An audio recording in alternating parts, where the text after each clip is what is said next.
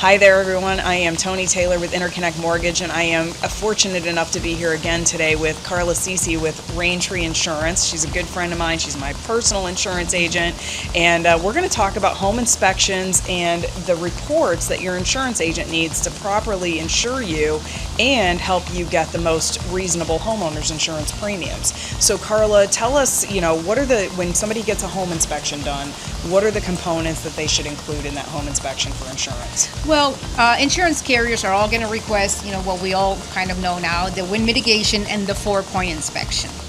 So a wind mitigation, what it does for the customer is that it allows the company to give credits to the policy. So a lot of people say, wait, I already got a wind mitigation, why do I need a 4-point? Well, the 4-point really is an eligibility inspection report. So the carrier looks at all the updates to the home. It's the roof, the plumbing, heating, AC, and the electrical. So if there's been any upgrades to those, they don't necessarily give you credit, but you do become eligible for different carriers to accept that as new business, right? So I always recommend, if you have a new roof, let's say you had a new roof put on midterm in your policy, make sure to submit that. Get a 4-point, because we may be able to shop around, for a new carrier, better rates. And it kind of opens up some doors for the customer. Yeah, it's important, and so just to kind of give everybody some framework, the wind mit is going to tell them what the age of the roof is, how the roof is attached to the property. Do you have hurricane protection, meaning shutters? Do you have hurricane windows? Are all of your doors, and that's really important. If you have one door that's not hurricane protected, then you're not going to get the benefit of the lower premiums as a result of those things. So that's your wind mitigation component. So if you do any upgrades, to Carla's point, if you put a new roof on, if you put hurricane windows in, you want to make sure that you're getting an updated inspection. So when you're buying a home, and I always recommend that you get a home inspection, you really want to get these inspections added onto your basic inspection. And the inspection costs are the cost for these additional reports is very trivial, and then they're going to be there for you so that your insurance company can help you in the best way. Now, the 4-point, that focuses in on the electrical, the plumbing, the AC, all of those things, right? Yep. So, and think about this, guys, if you have an electrical panel that's super old, then it increases your fire risk, which obviously the insurance companies don't like. So having that information and knowledge is not only going to affect your insurance, but it may affect your decision as to whether you want to buy this house. Correct. So it is important. But yeah, for the insurance premiums, we've seen some pretty significant swings with some inspections. Yes. If they just they kind of assume worst case scenario, right? I gotta tell you, I've seen, I just rewrote somebody, they were paying a pretty high premium, and we were able to slash it in half. That's because great. They qualified, to be taken to a new carrier that has much more favorable premium, and all due to updates to the home. So here's a question I have for you. I was having a conversation with a client a week ago. They're buying another property, and they own their primary residence free and clear. And because they own it free and clear, they're not required to carry insurance. So they're self-insuring. They do not have an independent policy. But what happens if, time marches on and they decide, we don't want to self-insure anymore, we want to get a policy?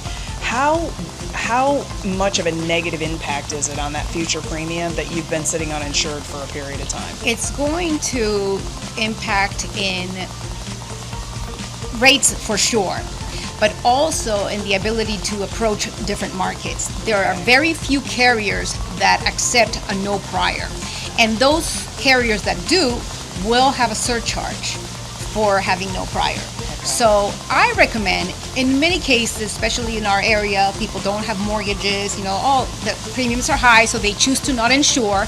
My recommendation is to get an X-Wind policy at best, as a minimum, and they're very affordable, and they will maintain your insurance history. They give you every coverage except for wind or hurricane. You're willing to take that risk and self-insure for that.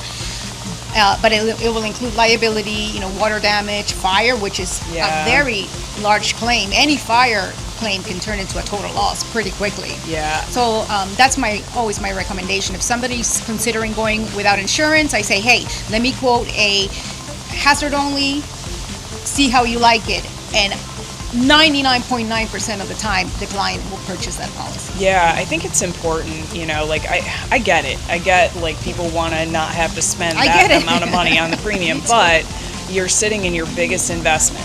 And to think that, God forbid, and things happen. We have one of my kids had in their apartment, they had their patio furniture catch fire.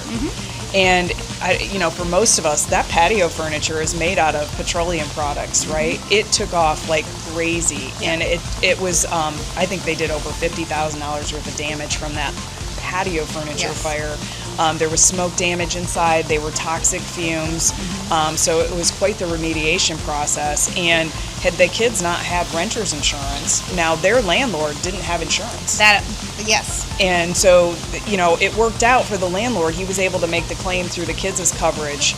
But it's not, you think nothing's going to happen until something happens, and you're saving a couple of bucks, so those people were saving maybe a couple $1,000s a year, but now they're faced with this $50,000, bill that they've got to shell out. So I think that, you really have to have a pretty significant net worth to consider self-insuring.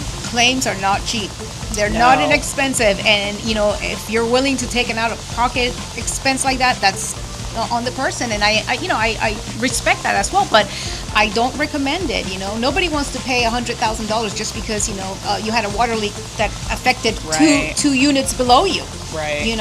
Or have the other owners come after yourself personally because your tenant caused a claim and they don't have renters, so it could be really a mess.